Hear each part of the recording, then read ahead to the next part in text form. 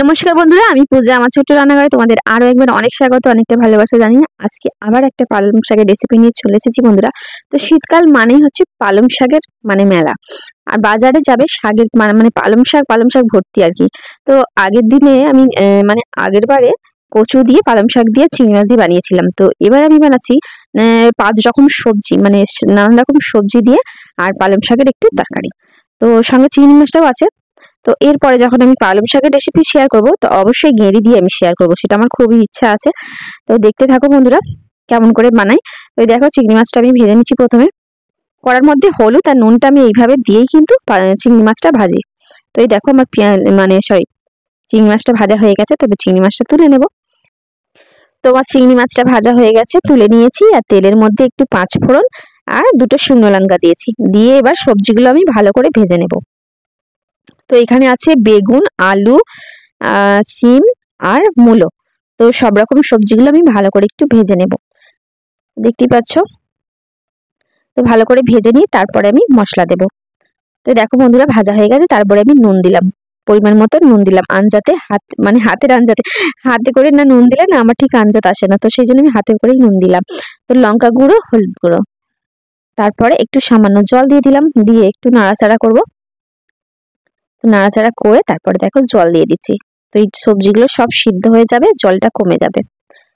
তো দেখতে পাচ্ছ আমি জল দিয়ে দিয়েছি পরিমাণ মতো। এবার আমি ঢেকে দেব। তো ঢাকনাটা খুলে দেখবো যে সিদ্ধ হয়েছে কিনা। তো দেখো বন্ধুরা, সিদ্ধ হয়ে গেছে আর জলটাও কমে গেছে। তো এবার আমি পালং শাকটা দিয়ে দিলাম। দেখতে পাচ্ছ, এই পালং শাকটা না কালকে আমি কেটে রেখেছিলাম, তাই জন্য পালং শাকটা একটু কিরকম হয়ে গেছে। তো দেখতে পাচ্ছ পালং শাকটা আমি দিয়ে দিলাম। তো এবার আমি একটু নাড়াচাড়া করে আবার একটু ঢেকে দেব। তো দেখো, এবার ঢাকাটা খুলে নেব। খুলে চিংড়ি মাছটা দিয়ে দেব।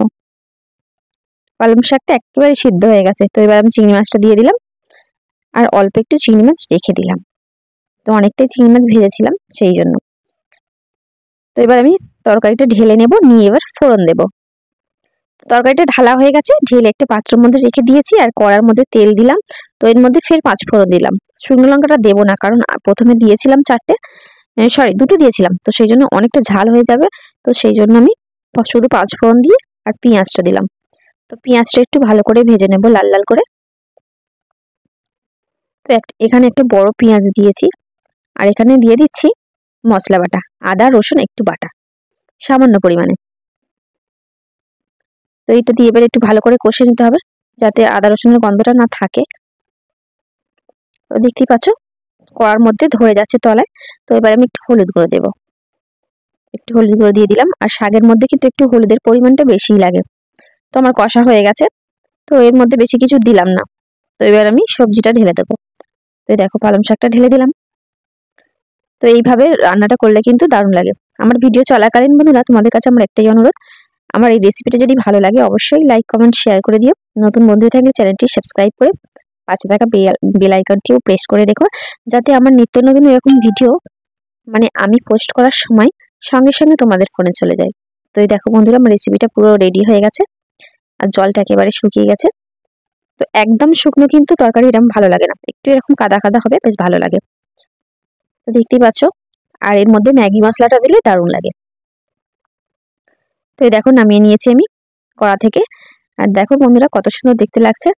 তো চলো, আজকে রেসিপিটা এখানে শেষ করলাম। আবার আসবো একটা নতুন রেসিপি নিয়ে। ততক্ষণের জন্য সবাই খুব ভালো থেকো, সুস্থ থেকো, সাবধানে থেকো। টাটা।